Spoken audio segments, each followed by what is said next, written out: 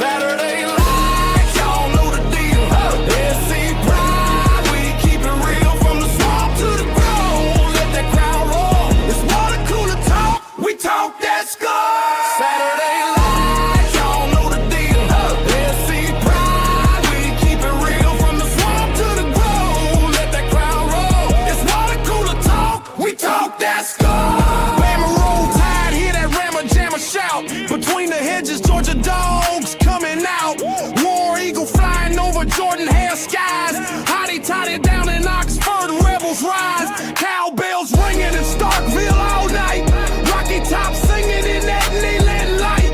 Anchor down Vandy, black and gold pride. Gamecocks crowing in Columbia loud and wide. Saturday lights, y'all know the deal. SC pride, we keep it real from the swamp to the grove. Let that crowd roll. It's water cooler talk. We talk that score. Saturday lights, y'all know the deal. SC pride, we keep it real from the swamp to the grove. Let that crowd roll. It's water cooler talk. We talk that score. Gators in the swamp, trumping all day long. Saturday nights in Death Valley, that tiger strong. So we Razorbacks, crowd calling the hogs. Blue Ridge battle Wildcats, bringing the dogs. Show me Miss Zoe, black and gold fight. Boomer sooner running on a Saturday night. Hook 'em horns, burnt orange in the sun. 12th man standing, Aggies get it done. Saturday lights, y'all know the deal.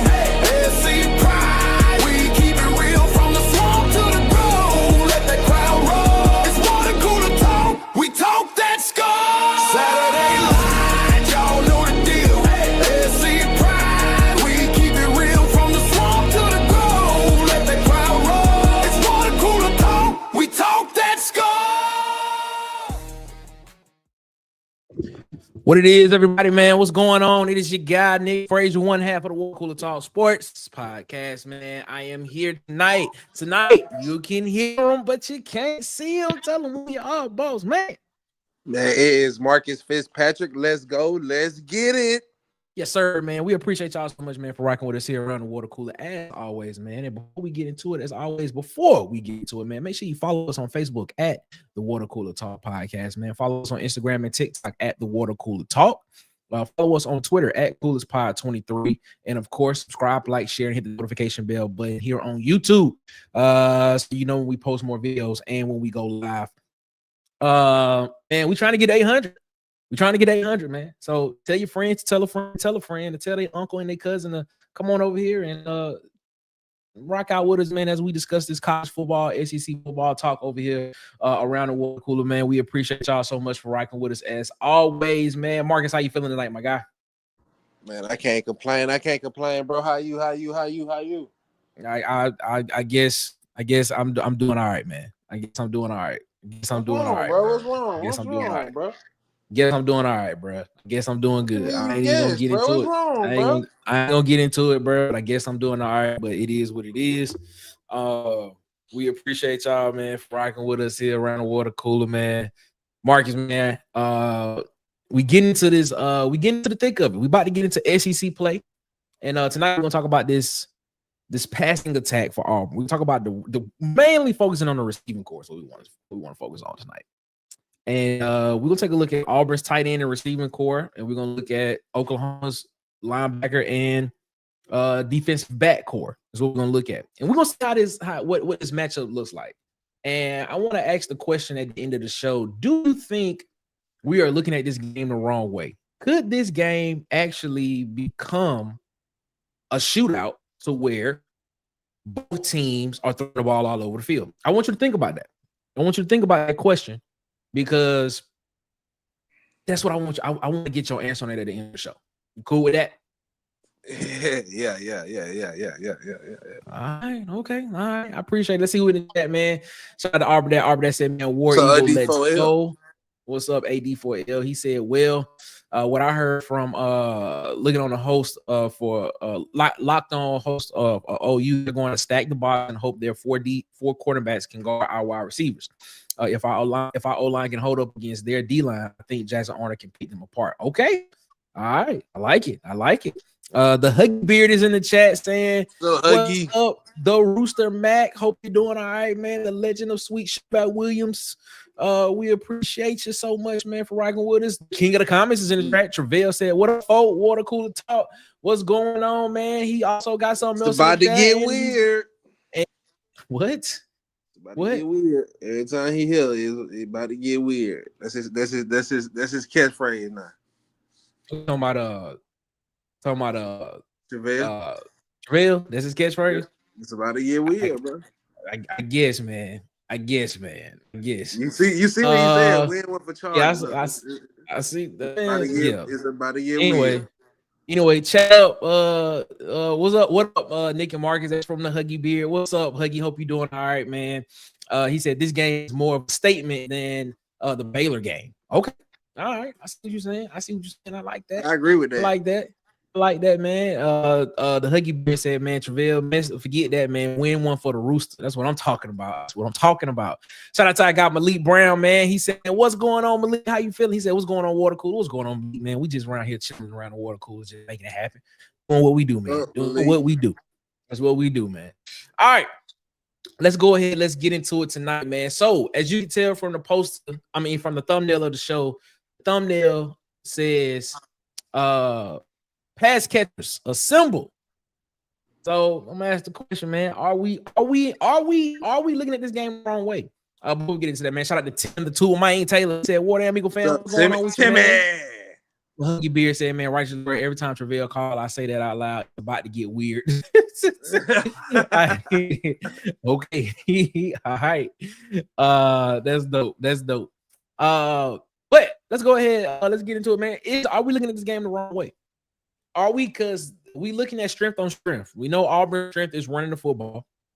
We know Oklahoma's strength is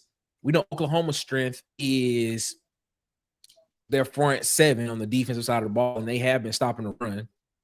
A lot of people say they haven't been tested in the secondary for real, because there hasn't been any threats or anything like that.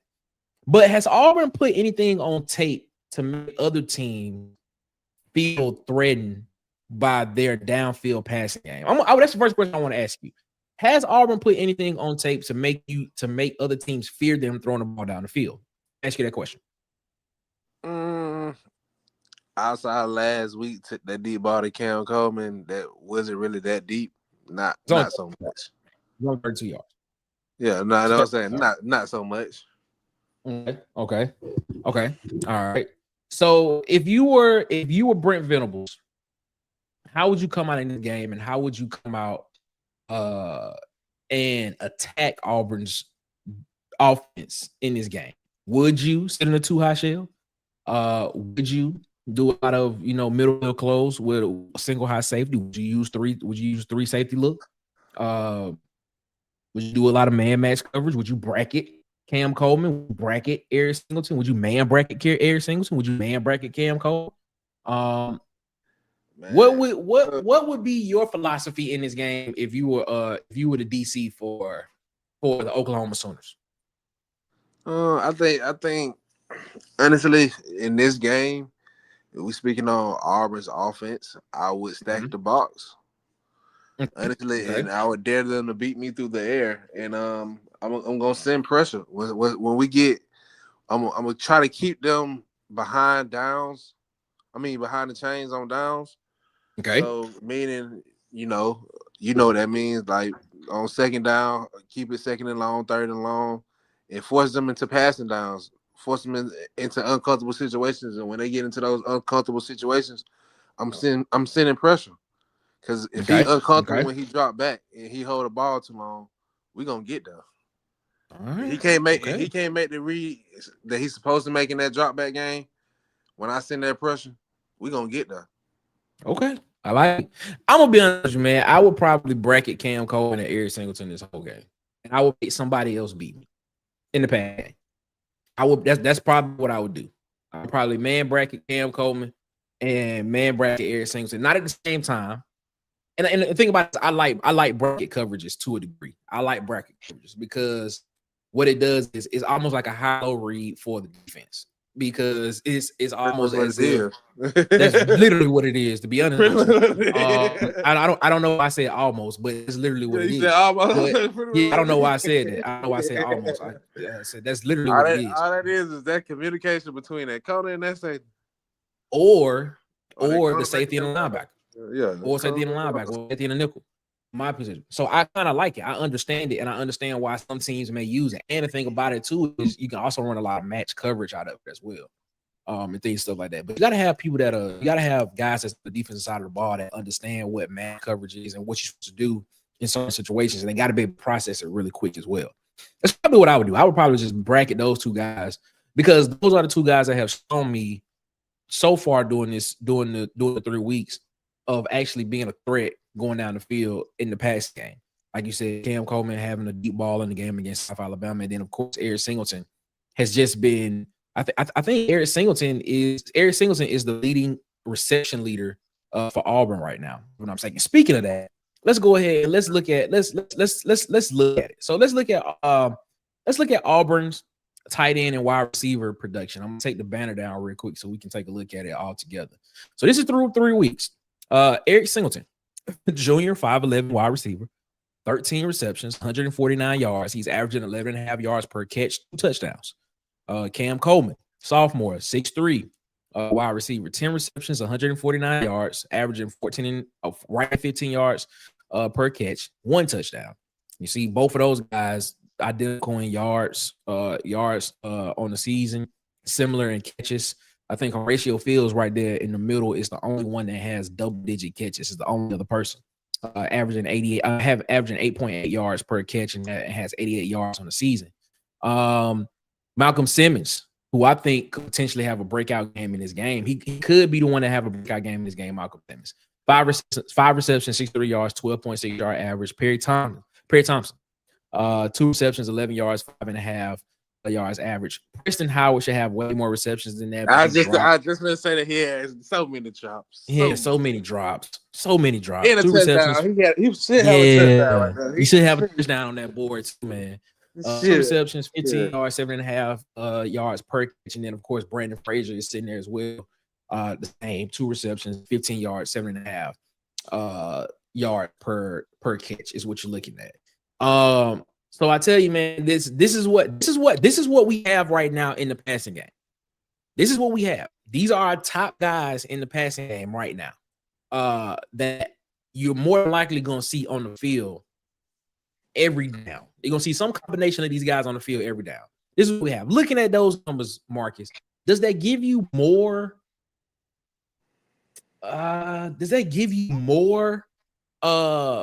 Optimism about this passing game in this game against Oklahoma coming up? I just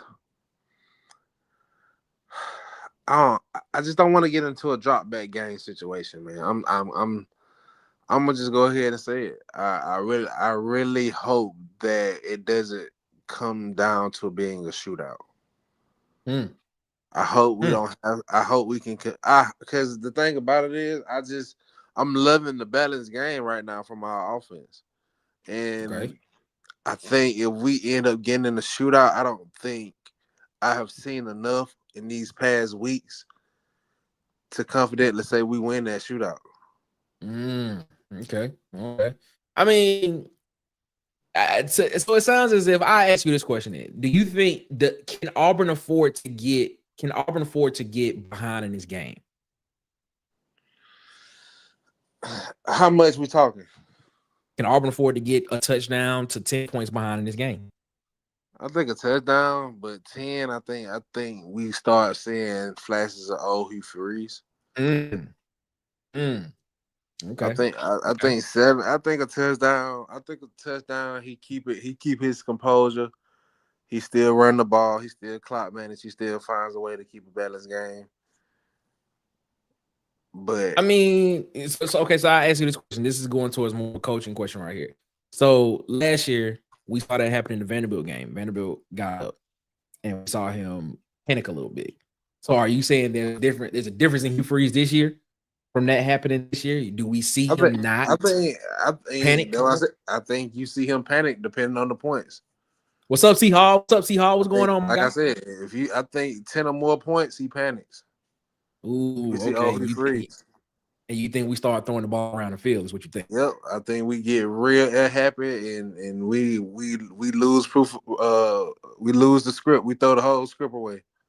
Okay. All right. Well, that was Auburn's tight ends and wide receiver production through 3 weeks. Let's take a look at what Oklahoma has on the field. Oklahoma got about 12 guys that they've been rotating on the field between linebacker and DB. I'm not sure if that's going to be the same rotation that we see for this game, but they got a lot of guys that got some production on the field. This is what you're looking at right here for Oklahoma's linebacker production. All right. Kendall Daniels, red shirt, senior, 6'5". That's not 6'2". He's actually 6'5". He's a linebacker. 8 total tackles, 1 pass deflection.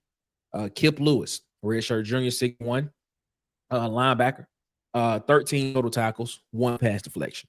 Kobe McKenzie, red shirt junior, 6'2", linebacker, 12 total tackles. He's a linebacker as well. Owen Hennick, a red shirt junior, 6'1", linebacker, 11 total tackles, 2 pass deflections. And then, of course, their leading tackler on the team, Sammy Omasingo. He's a junior, 6'1", linebacker. 14 total tackles, 1.5 sack, 3 pass deflections. When you get into the DB room, when you look at the DB room, Cortland Gilroy, I think I said his last name right. He is a true freshman that's going to be starting at cornerback for Oklahoma as well. Now, granted, we had true freshmen starting at quarterback last year, and Jay Crawford, and he performed pretty well as well. Total stats for Cortland Gilroy: 5 total tackles, 1 pass deflection. Gentry Williams, redshirt junior, 5'11", DB, 5 total tackles, 1 pass deflection. Kendall Doby, redshirt senior, 5'11", DB, 4 total tackles. I cannot pronounce this young man's last name. I'm just gonna call him Michael B. Not Michael B. Jordan, but just Michael B. He's a sophomore, 6'2", DB, 4 total tackles, 1 sack. Peyton Bowen, excuse me, junior, a 6-foot DB, 9 total tackles. Reggie Powers, the third, sophomore, 5'11" DB, 8 total tackles and 1 sack. And of course, Robert Spears Jennings, who's a senior, 6-foot DB, 7 total tackles on the day. These are all the guys that have been in the rotation at some point in time for Oklahoma and have registered more than 4 tackles on the season. Looking at this, are you more worried? Are you more optimistic? Do you feel like it's an even kind of matchup now? Because I'm seeing here a lot of guys with a lot of pass deflections, which tells me that they are getting in the passing lanes. Yeah, they're gonna get in the passing lanes. That's why I said I don't want to get in the drop back game with them. I don't want to get in the shootout with them. I want to run the offense that we've been able to run effectively in these last couple weeks. I want to control the pace of the game. I want to preferably I want to get a lead. I want to run the ball. I want to control the clock, and I want to be able to just keep chipping away at the clock. Hey, from your lips to God's ears. That's what it is, man. I'm telling you. I'm not the fan that just getting caught up and wanting to see our offensive weapons so bad that I want to force feed them the ball. I want to do what is effective and efficient to winning this game, because we see what we do. We run the football. We control the pace of the game. We take shots when necessary. Now, I don't want to get trigger happy. I want to take shots when necessary, but I have a great feeling that we finna try to open up our passing game in this game, Nick. I really have a great feeling from the reports that in the commentary that I hear from the receiving corps with Eric Singleton talking about we haven't seen nothing yet. I feel like this game, Hugh Freeze is gonna try to be Hugh Freeze. So the question is, does that spell disaster or does that spell success? I mean, because we talking about it. You talking about it, but I can't gauge whether I'm just you saying, think no, this no. I'm spells saying disaster or success. if we get into a pass happy situation, I fear that we lose. Oh, okay, But I feel okay, like if we can play our game, we will take care of Oklahoma. mm, okay, okay. I All right, think I'm taking a Jackson look at the ought to chat. get a revenge game. Take a look at the chat real quick, man. Huggy said, Tim said, if we get behind 10 points, no, we can't come back. Huggy said, can't get behind more than 7. Really don't want to get in a shootout. He agreed with you. Huggy on the same train as you. Kid the comment said, man, we got to get the lead early and run the ball, settle in. We can tire their defense. Okay. All right. I would be messing those names up. I can't read it. Okay. All right. Robert Smith asked the question. Yes, we are worried with defense. Okay. All right. Terrell said, let our defense rest as long as possible. So he's in the mindset of you basically kind of just, running what we've been doing so far, sitting on the ball, running the ball, trying to pound the clock out as much as we possibly can, and keep their offense off the field. So basically playing keep away ball is what you're saying. That's what it sounds like. Okay. All right. Malik Brown came in. Shout out to Malik. He said their linebackers are their strongest group. So you want to try to neutralize them by putting them in conflict. I wholeheartedly agree with that. But here's the question. How would you put them in conflict? I have an idea of how you would do that. How would you put them in conflict, Malik? How would you put them in conflict, Marcus? What would you do? What, the linebacker group? Yeah, it's their strongest position because he's right. Their linebacking core is their strongest position. Their front seven, Oklahoma's front seven is their strongest group. It's the strongest group. Their front seven is their strongest group. Now, granted, our Mason Thomas, who's their edge rusher, he's going to be out for the first half. So we may have an advantage there with a decreased pass rush coming in this game. So with that being their strongest group, how would you put them in conflict? How would you put the linebackers in conflict? Would you use play action? Yeah, I was just saying like that. I hate when that's the problem. But yeah, you gotta play action, draw, screens. You gotta use their aggressiveness against them, man. You gotta figure out how to make those guys become undisciplined. Get out their I ask you this lane. question. How much of the swing game, how much of the quick pass game to the perimeter are you using in this game if you are Hugh Freeze in this offensive staff? Because here's the thing. It depends on how disciplined they play. Well, the thing is about their defense. Their defense, they are fast sideline. But yeah, do you put the ball? Do you put saying. the ball? Do we see in this game a lot of the jet motion sweep with Eric Singleton in this game? I think we seen it too much early on. I think if we see it this game and it breaks, that shows exactly what I'm saying. They will be very undisciplined to let that play right there be effective as much as we seen it on tape early on from Auburn. Okay. Because if I'm their defensive coordinator, that's how we've been having a scout team run. That's one of the first things on the list that we got the scout team running. All right, I ask you this question then. And what if don't come out and load the box up? What if they come out and what if they come out and they do put a lot of respect towards the passing game, which I don't see that happening. What if they do come out and put a lot of respect towards the passing game? Do you think Auburn can run the ball on them in? Because I still feel like this is the thing. I feel like having a guy like Samuel Omosingo, having a guy like Kip Lewis, having a guy like Kendall Daniels on your team, to where, yes, you still have guys that can commit to the run and play downhill, as well as not have to commit another guy to the secondary, because those guys they're fast enough, they're athletic enough to cover, as well as get back in the box as quick as possible and play the run. Would you do you see, is there a world where we can see Oklahoma come out and play more of a balanced defense in this game to start off? If we see that, that means our offensive line is not being effective run blocking as we have seen in past weeks, and that would be very alarming to me, because then that would mean it would be very tough for us to run that type of offense that we run. I said on the Sunday. Go ahead. If you don't have to stack the box against that offense, and you can just sit back, it's gonna be a real big problem. Exactly. I said this on a Tempo podcast Sunday morning. I said I think after this game we're gonna have questions about the right side of the offensive line, and I wouldn't be surprised. I wouldn't be surprised. I wouldn't be surprised that the narrative after this game on Saturday, and especially when y'all get over there, when we get to the official post game reaction show Tiger Vent on Auburn TV, I'm pretty sure what you're going to hear is offensive line, and they'll be talking about a particular side of offensive line is what you're going to hear a lot of, and I am foreshadowing that right now is what you're going to hear a lot of. The offensive line is probably going to be something that you hear about when it comes after the game. It is what it is. Robert Smith said it would be good. Go ahead. I would say this, Nick, before we move on. To your point, if the offensive line holds up in this game and shows that they are what the offseason projected them to be, I think we look good moving forward, bro.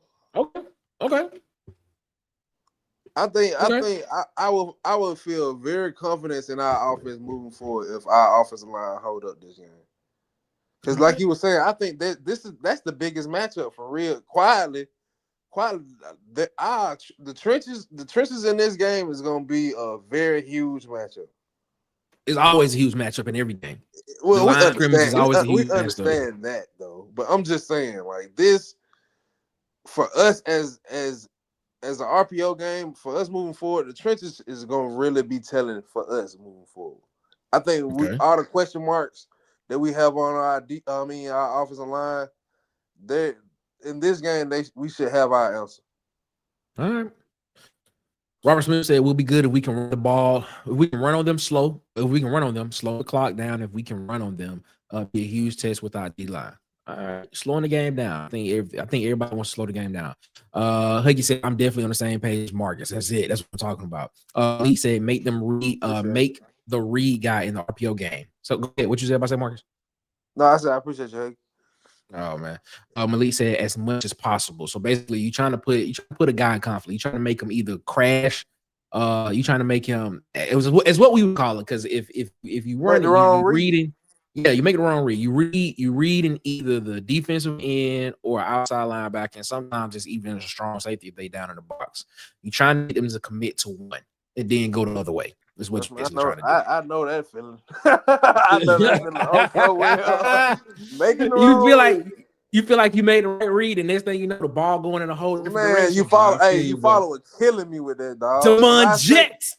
When I say, bro, every time, dog, I thought I was making the right read, bro, but it was boop. I was like, come on. And you know, in our defense, we already had our assignments. Nobody was never there for their assignment but me, Nick. So it just be looking like I'm on the island by myself. Yeah, the thing is, you never. It was always never the help on the back end. Like even if you got the guy to commit to the inside. If you stay home and you got him to pull it and pull up and keep the ball. There was never no linebackers flowing. No linebackers flowing, and he will always get like 6-7 yards. I'd be like, yeah, to be more careful, bro. And it make you look like he was just losing. Exactly. Yeah. I'd be like, man, come on, bro. There was never the linebacker flow because they will always commit. They will always commit too heavy to the run. Instead of flowing with it, instead of scraping down the line and flowing with the play, will always commit to a particular gap and get out of place. But that's why I fear having, like, when Malik says that that's their strongest room on their team, that means they're watching film right now. That means those guys right there are getting disciplined and get our discipline for this game. Of course. That's really what you gotta have when you playing any type, because back then it wasn't called RPO, it was called like the veer or something. That's what we called it. We called it the veer. Because it wasn't in that it wasn't ran. Most of the time you saw it ran out of the I formation, where you would have a fullback run the dive. You'd be like you dive man quarterback. It was almost like an option, to be honest. It was really an option, but it was RPO. It was what we call it now. But then you had like the veer part to it. It was a bunch of different stuff that it was called. I remember it being called the veer is what I remember it being called growing up. But hey, it is what it is, man. Ladies and gentlemen, coming around the water cooler with us from at SECs and the man, the myth, the legend. It is Auburn Tez. Tez, what's going on, man? How you feeling? Tez, Man, feeling pretty good, man. How y'all doing? good, bro. Tez, doing good. Tez, the question for tonight, that I want you to think about, and if you got an answer for it right now, you can answer it. Okay. Are we looking at this game the wrong way? The thumbnail for this game says pass catchers assemble is the thumbnail for this game. And I want you because you just got there. I want you to see the graphic for tonight. So this is Auburn's tight end and wide receiver room. Production through week 3. Okay. You can sit on there. All right. Quick look there. All right. Gotcha. Let me know. Let me know when you're ready for the next graphic. Okay. I'm just taking it in. It got 13 catches from Eric Singleton, 10 Cam. Okay. I got you. All right. Yeah. Here is Oklahoma's linebacker and DB secondary through week 3. A lot of guys that have been in rotation as well. It is. Yeah, a lot of guys that's been in a rotation. What you see on this graphic is you see a lot of guys with a lot of pass deflection. Is what you see. Not that I don't think this defense has a takeaway yet in the season. What you see is a lot of guys that are playing disciplined football because they're in the lane where the pass is being and they're deflecting the football. You see that. So you got guys with 1, 2, 3 pass deflections, 1 pass deflection, and things and stuff like that.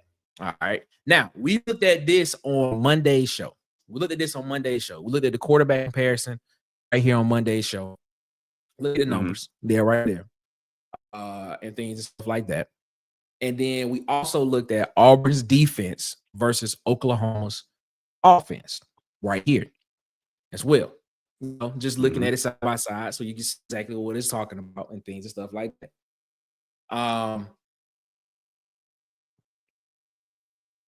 Let me know when you're ready. I'll move to the next one. Okay. All right. And then we look at Oklahoma's defense compared to Auburn's offense. This is what we looked at on Monday's show. All right, here. Those last 3. That's what we looked at. All right. It's impressive. So I'm ask you this question. You've kind of skimmed over. You haven't had a chance to digest it in all the way yet. Haven't had that opportunity. You've kind of skimmed over it. Right. Based on what you've seen so far, are we looking at this game the wrong way? Could this game be more of a shootout than what a lot of people think? Could Auburn are you more confident in Auburn's ability to pass the ball in this game against Oklahoma's defense than what you've seen so far through 3 weeks? Yes. What? Okay, please expound on this one because that's surprising me. Go ahead. Very. Yes. I think that can I make a bold take? Go ahead. Yes, that's what we do here. We make bold takes on Water Cooler Talk Sports. That's what we do. I think Jackson Arnold goes for 300 yards in this game. That's a very bold take. That is a very bold take. Wow. Okay. Jackson Arnold throws for 300 yards in this game. And your question of do we see a bit of a shootout? I ain't giving my score prediction yet, but just know that both teams have a pretty high score. I think this is going to be a high scoring game. Does Auburn win a shootout though, Tez? I can see a shootout. I can definitely see one happening if Hugh go back to being the old Hugh. But that all depends on Auburn's defense. Do we win one? That depends on Auburn's defense. Okay. That depends on Auburn's defense. I just look at what Brett Venables does. And honestly, like the more and more I looked at it, what we do on offense, what Hugh Freeze does on offense, gives defenses like this trouble. Um, to the tune, like last year, we saw it to the tune of 338 yards from Peyton Thorne, 3 touchdowns and a pick. I mean, I think I think that Jackson Arnold's a better quarterback than that. I think our offensive line has improved. Uh, I think overall we're a better offense than that, and I don't think that they're going to let us run the ball. I don't think that they're gonna sit back, play coverage, and let us run the ball. I think we're gonna see uh a lot of people in the box and in the RPO based offense. That means plays down the field. And I'm confident that we have the receivers on the outside and Eric Singleton. um, I think this guy puts up a lot of yards in this game. Okay. Bold I just take. do. That's a bold take, ladies and gentlemen. Bold take. I like bold takes like the water cooler talk sports. I love them. I love them, man. I love them. Let's take a look at the chat. Let's see what the chat got to say, man. Huggy Bear said, don't get it twisted. Bomb City ain't forcing the deep ball. It's using the run game to open up a deep ball here and there. Okay. Robert Smith said one of their best old linemen for the game is out for the game besides the defense, guys. That's our first. That's out the first half. Okay. Ed Darby, shout out to Mr. 21. Can you do something for me? He said, not gonna lie, I'm at DEFCON 1 with our safeties versus any trips formation. Agree wholeheartedly with this. With this. Yeah. He said, Well, if they don't play zone, I'm worried. I agree wholeheartedly with this. Because we have seen through the first 3 weeks that a lot of our guys have trouble playing man coverage. A lot of our guys that we have touted have trouble playing man coverage. So I hear that, and with the potential of Dave Crawford, who, if I'm not mistaken, I think I read in some of was it Nathan King? I want to make sure I attribute it to the right person, but came out and said that he was on a stationary bike at the beginning of the week. I don't know if he practiced at all in one game. That was Nathan King. Okay, that's what it was. I want to make sure it was Nathan King. He came out and basically he wasn't practice. He was just on a stationary bike, the whole practice. So this is his status for the game. And things and stuff like that. Would be is getting big guy right now. Yes.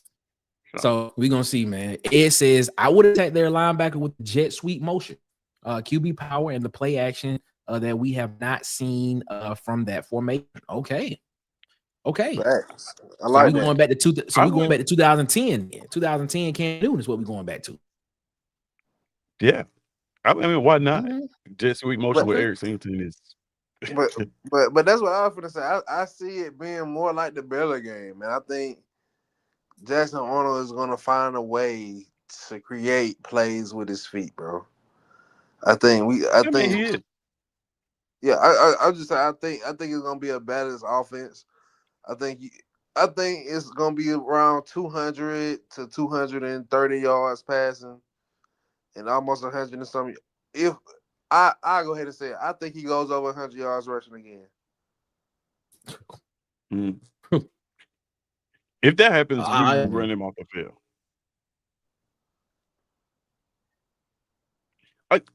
Here's what I want to say. Like when we look at this game right here last year, I've watched more than any other game that I've watched in my Auburn career as a fan, I believe. Hold on, wait. We got breaking news. We got breaking news coming out. Injury report just came out. Jay Crawford is doubtful, which means that Jay Crawford is probably not going to play in this game unless it is an emergency situation. Doubtful is the word. That is the word, which means that he's probably not going to play in this game. That's what that means. Man, go ahead, Tess. My bad. Yeah. Well, I just said, I watched this game more than any other game that I think I've watched in my Auburn fan career, man. And it's traumatic because it's a loss, but I just, for the life of me, could not understand how we lost this football game. And we all know it's coaching, but the reason I bring it up is, last year, Peyton Thorne, I think the split is going to be about the same. Peyton Thorne. King Richard, what's up, King Richard? What's going on? Peyton Thorne threw the ball 32 times and ran the ball 17 times. I could see that from Jackson Arnold in this football game. Mm-hmm. However, in those 17 times that Peyton Thorne ran the ball, he got 28 yards. Jackson Arnold can put up 100 yards on the ground if you give it to him 17 times. I just don't feel like I feel like what we do in the run game. I feel like we run the game, but we run the ball better than most people think that we run the ball, and it's just going to force their hand to play like Hugh always said, that single high safety, and you're gonna see fireworks on the outside this game. I think this game is the game that he's been game planning for. Like you get through Baylor showing minimal things. These 2 cupcake weeks, you have minimal things, but the stuff that they working on camp that they haven't played unveiled yet, I think Yeah, that stuff is for yeah, this that's game what Aaron right here. Singleton alluded to in his Yeah, interview. I think we're about to see it too. But do you like think I it want you to works? Do you think it works think out? think about last year too. Is like think about how pedestrian the offense looked in those first 3 games and how vanilla it looked versus when we started that Oklahoma game and some of the stuff that we saw and how successful it was. Well, if it was I'm not saying teams look vanilla against Cal, then we should have tried to pull out everything that we possibly could have. Then yeah. But you probably figure you can beat Cal being vanilla, you know. Mm. I think I mean, I'm not saying that, people say that you're not supposed to look ahead to teams, but coaches do it all the time. And I don't see any different in this. I think this is the game that he's been preparing for, and because he knows how this defense is going to play him. He's seen it before. He knows what the MO is. And you have now Brett Venables apparently Well, back in the saddle calling plays technically on this is different defense because directly. So this is different. That's a little bit of a misclaim there. Shout out to Mike McKinney, man. He just got in here. He talked about What's up, Mike? Oklahoma's injuries at O-line. Yeah, we did talk about their Yeah. best offensive lineman is out for the game. We did talk about that a little bit. Shout out to one that was Robert Smith that brought that up in the chat. Shout out to Golden Broom Podcast. Shout out to Vandy Chris and those guys over at the Golden Broom. Make sure you go over and subscribe over to those guys as well, man. Malik Brown said, yeah, Huggy, I got to see how this week goes. But that's what our defense is looking like to me up to now. Shout out to Malik, man. The NAIA quarterback, the man. Hey, man, that man be breaking down the game for real though. He do, man. He be breaking the game down, man. That man threw for 10,000 yards. 10,000 yards. I don't know if he threw 10,000 yards. I'm just saying he did. That man threw for 10,000 yards in college, ladies and gentlemen. He threw for 10,000 yards is what he threw for. 10 of them. One of the best quarterbacks to ever come through, bro. One of the best quarterbacks. He might have threw for more than that, man. You might be probably did. Short. I'm gonna say, yeah, man. Probably did. But okay, so to that point, Brent Venables was not calling plays last year. It was not really it was a Brent Venables defense, but it wasn't a Brent Venables defense. It wasn't a Brent Venables defense. And when it's your defense, when it's your playbook, and you know the intricacies of how you want things to call, it's different because there are some things that when you set something up, it's gonna look different than if you have somebody else calling the plays or calling the defense for you. So we may see him do something that's setting something up for the third quarter because he may see a tendency to happen compared to somebody else that's calling that you give the playbook to, and they just call something just based off of what they see, unless they just in the mind and they align. Y'all get that? They aligned with Brent Venables. But go ahead, Taste. But I think that's the beauty of this game, though. I think that Gus, I keep calling this dude Gus, Hugh Freeze, does a lot of the same thing. Like a lot of the genius of Hugh Freeze play calling. When we talk about Hugh Freeze play calling, is he calls a lot of, like, he understands that a play does not have to be successful to be effective. If that makes sense. A play does not have to be on offense. When you call in plays, a play does not have to be as successful to be effective. And you will call a lot of plays with the intention of setting things up later on in the game. So they both have this tendency to do that, and you're gonna get this chess match. I know it wasn't a Brett Venables defense last year, but it was a Brett Venables defense on 3rd and 6 in the fourth quarter when we threw that pick 6. I guarantee you he had his hands all over that call. Yeah, because So Brent Venables is known to show one thing, and then yeah, as soon as the ball snap, it's gonna be something totally different. It's gonna be something yeah. totally different But than you know what you you know saw what the in the pre-snap. kryptonite to that style of defense is? What is it? The run game. Is it though? The run game But is the kryptonite to disguises. I asked this Technically, question. I asked this question earlier. And Malik pointed to this earlier in the show. He said, and I agree with him, that their linebacking core is potentially their strongest defensive group. And I asked the question, I said, what if Oklahoma comes out here with a balanced defense, right? What if they come out here with a balanced defense?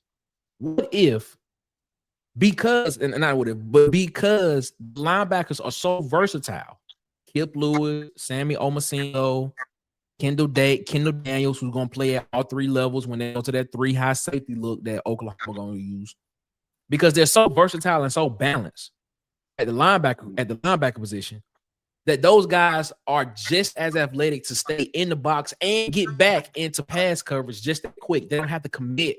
They don't really have to commit another person to the secondary.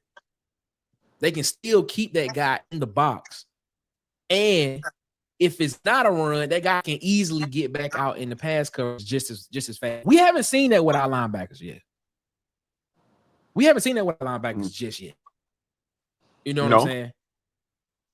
But the thing is, what I have seen with Oklahoma's linebackers is they are very athletic, they are very fast, and they tackle very well, and they can play and they can get around the field quick.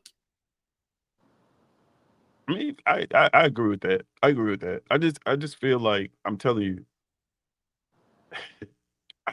the guy has had this game circled. Okay. And he's had the game circled for a reason. And I'm not saying we look good the rest of the season, but I'm telling you, like, this is game. Yes. This is the game that he's recruited for. Like, you know what I mean? This is the type of defense he's recruited for. The one thing that you can always beat good players with, and linebackers particularly, is formations. You can put them in conflict. Yeah, we talked about that earlier.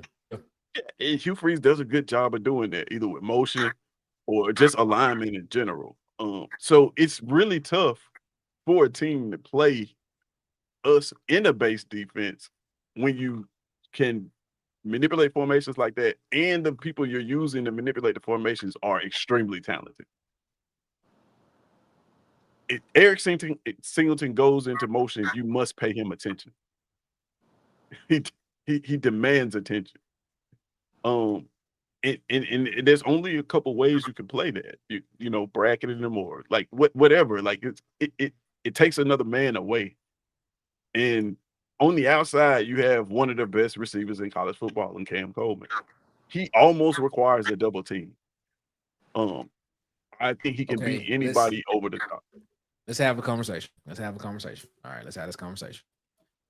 Cam Coleman can beat anybody in college football. Here's the thing. On the deep ball. No, I'm not talking about. Have we seen it this year to say that he can do that?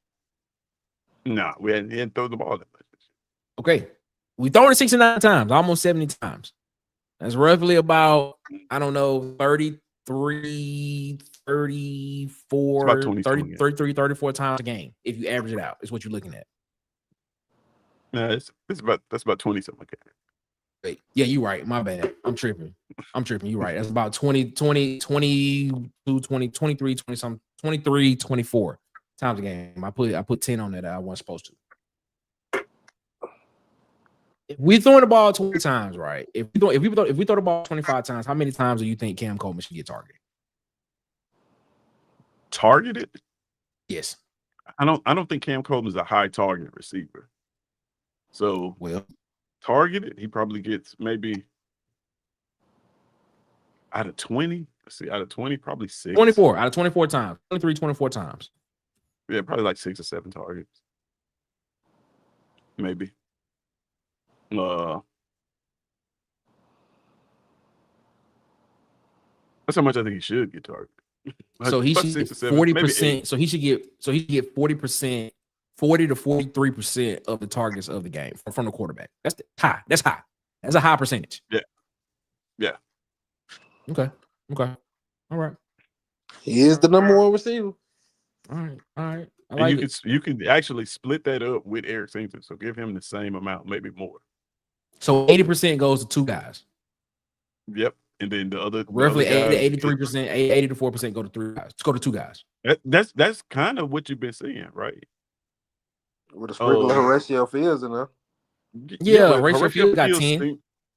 Horatio Fields seems to be like the check down. Like he seems to Possession be, guy. yeah, he's like the last read almost in this. Which if you have Horatio Fields as your last read, that's pretty like, you know what I mean? The way he's been playing, I like that. So yeah, I don't know. I think yeah, you got to get those guys involved, man.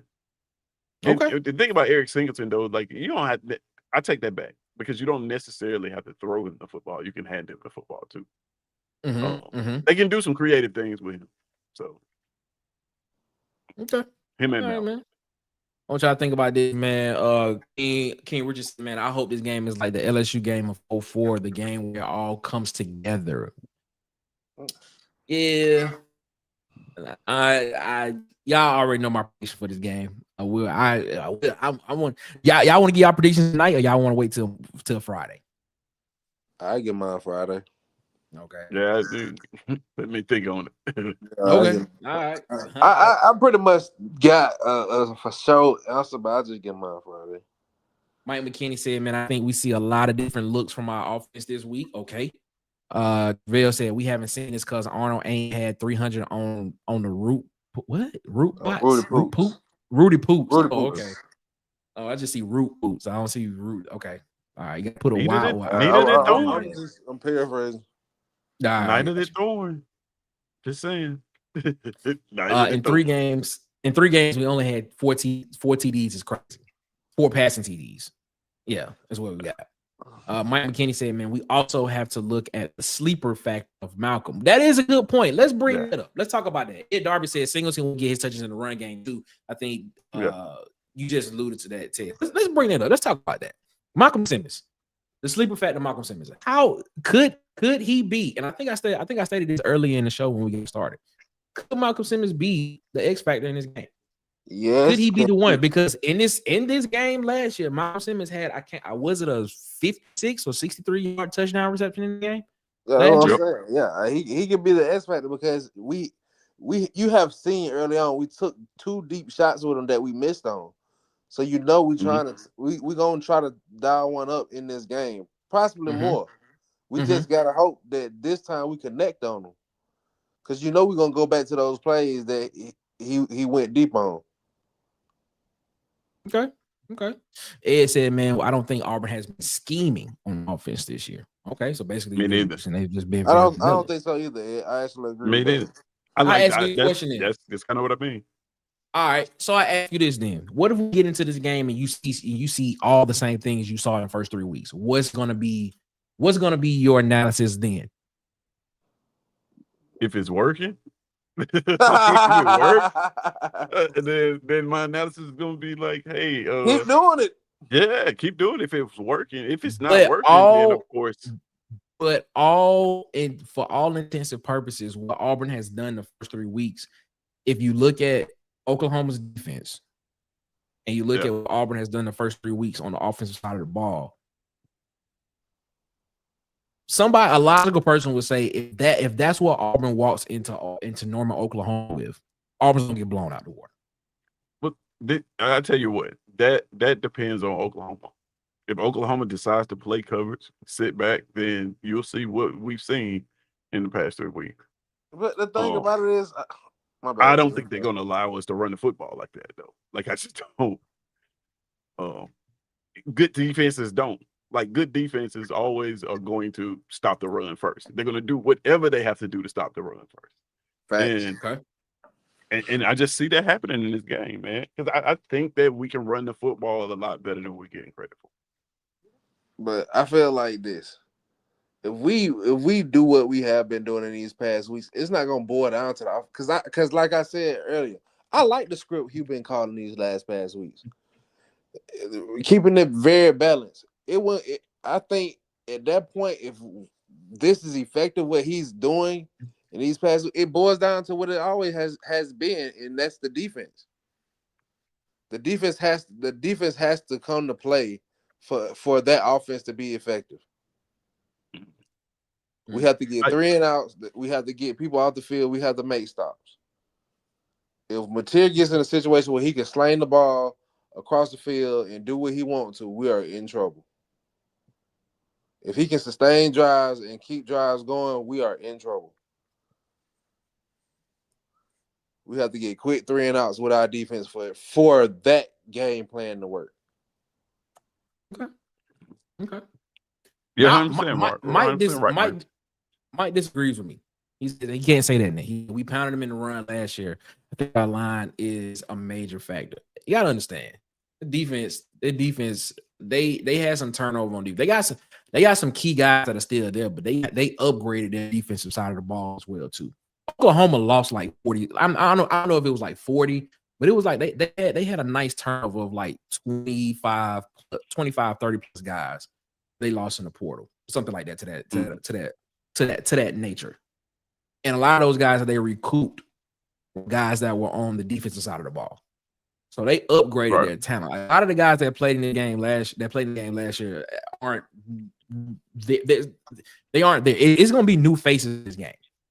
And that's the reason why I stated in the offseason the X factor in this game is going to be Brent Venables, for the simple fact because Brent Venables now is in charge of the run game. I mean, in charge of the defense. He intently knows what he wants to do with this defense. They've only allowed one touchdown all season so far, and surprisingly enough, that was a 75-yard run against Michigan, which was surprising. But other than that, they've done what they were supposed to. This defense has done what they're supposed to do against teams that they play against the team that they played against, and they've dominated those teams. So the offense score-wise has not had to do much. All they had to do was just put 21 points on the board. Shout out to Ed. If we put 21 points on the board, they should win. Now, again, Illinois State and Temple, they did put up more numbers because of the competition level and things, stuff like that. But they did what they were supposed to do. And things of nature. And it wasn't more that they had to do because the defense, because they leaned on the defense, they leaned on the defensive identity so far this year.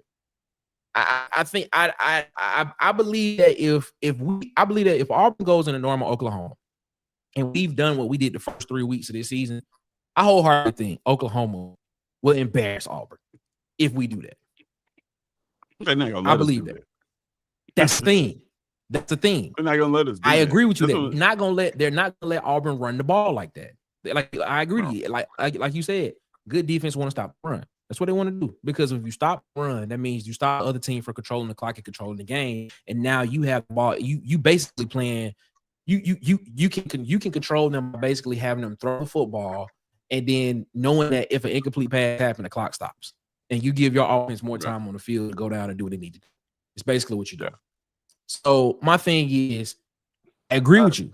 So what have we done? What have we done well in the first couple of weeks? We've ran the ball well. And if you're sitting here telling me that you think that they're not going to let us do that, what's the next thing? What's the next plausible thing? Passing the football. And that's nothing. And we haven't seen that. We haven't seen that consistently in 3 weeks with Auburn. Do you think that we haven't seen it because we can't? Or do you think we just haven't seen it because that's not like? So I ask you this question. So here's the thing. Like I would say this, Tez. We heard all offseason what Hugh Freeze's concern was with this offense, and it was the dropback game. So it's a situation where I think we want to run the ball because we don't want to put ourselves in a situation where we have to depend on that dropback game because he was not confident in it. King Richie got a statement. He said one thing we complained about all summer was about Hugh Freeze going to pass happy offense. Now we run the ball and not passing a lot, or complaining about him not pass. We complain about him passing ball. No, it's not about him. It's not about us complaining. No, I want I'm us to still with be running the ball. Yeah, still with us running the ball. But the thing is, when we game planning for teams that we know that we know they're gonna take away what we're gonna do, you got to have an answer for that. The thing is, what we've seen so far in the first 3 weeks, I can't say that I'm confident in the passing game. Now, like you said, Auburn can come out here this week and just turn it on. And next thing you know, we see a magnificent passing game with meshes, with smash concepts, with flood concepts that are running to perfection, with levels concepts, with all that type of stuff. We're not. That's what I'm saying. That's not what we're gonna see. We're not gonna see. That's not who we are. But that's the thing, though. Even if we pass the ball out of the RPO, is that enough? Because you're still here. I guess this is what I'm trying to say. Well, it's not guess. I know this is what I'm trying to say. The short passing game that you've seen from Auburn so far has been almost like 10 yards in end. Right. If I'm a defense coordinator, I'm playing man under. Yep. I'm just playing straight zone man under if that happens. And because I know if that's what you're going to do, okay, fine. You haven't shown me enough throwing the ball deep down the field. So guess what? I don't have to play cover 3 or quarters coverage down the field because you haven't shown me that yet. So if we look at Auburn's passing chart right now, I'm pretty sure, and this is I haven't seen it yet, but just from what I've seen so far this season, everything Auburn has thrown so far has been 10 yards and back to the line of scrimmage.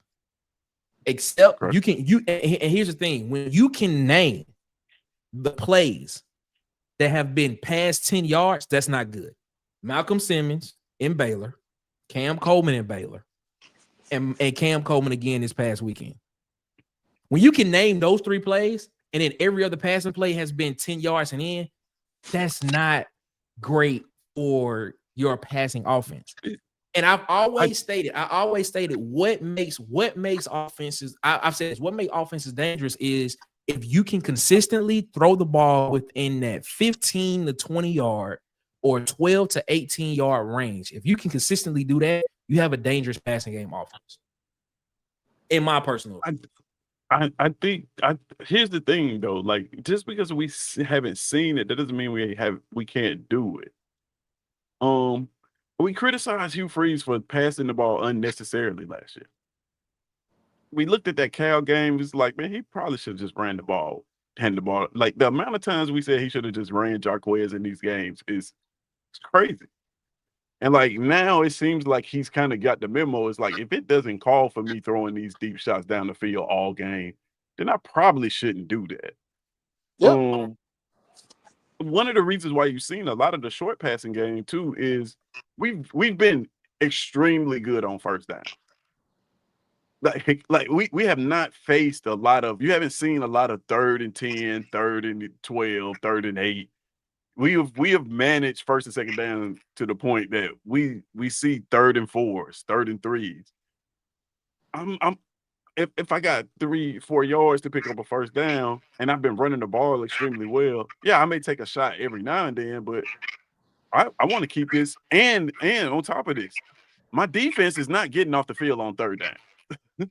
So there's no reason for me to come out on offense and start taking shots. And I feel like if he plays complimentary football like that against Oklahoma in this game, and I'm just predicting that Oklahoma is going to sell out to stop the run. I see 300 yards passing. Okay. Now I'm not saying I can't. I don't win. You know, I still think Auburn wins, but like my score is. I hadn't thought about that part of it, but just like from a stylistic standpoint, I see no reason why Jackson Arnold can't go for 300 yards in this football game. Big plays. Big plays. My question, I am more concerned with the defense not getting off the field in this game than I am with the offensive gameplay. Just to be perfectly honest with you. I agree with My that. concern lies more on the defensive end and how we're going to manage John Mateer and these receivers that they have who are playing very physical and playing for their quarterback. Like I'm more concerned with that, how we're gonna manage that and what we've shown on defense through these 3 games than what happens on offense in this game. And I I'm guess also I guess I look at I'm it also differently. concerned with the coaching. I guess I look at it differently because even though we're concerned about the defensive side of the ball, I don't disagree with you there. I guess I look at if I was a defensive coordinator and I've seen what you've shown me all season, I'm gonna take what you do best for sure. But I'm not just gonna stop there. I'm gonna take away a contingency to what you're more than likely going to try to do.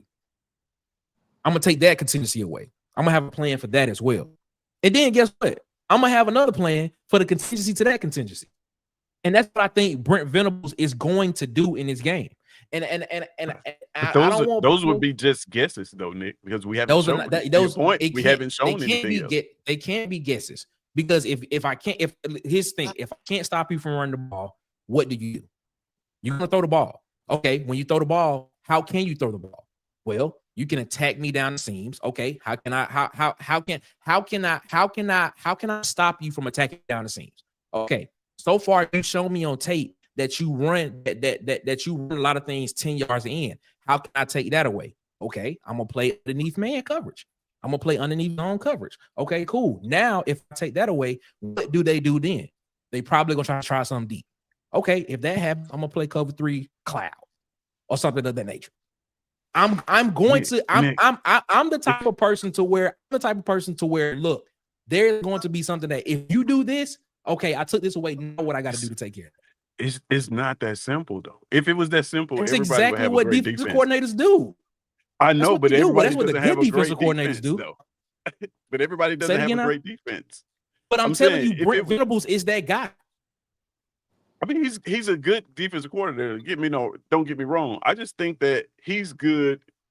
One thing good defense coordinators do, they show up in situational moments. We focus on so much of like shutting down these offenses and stuff that we like.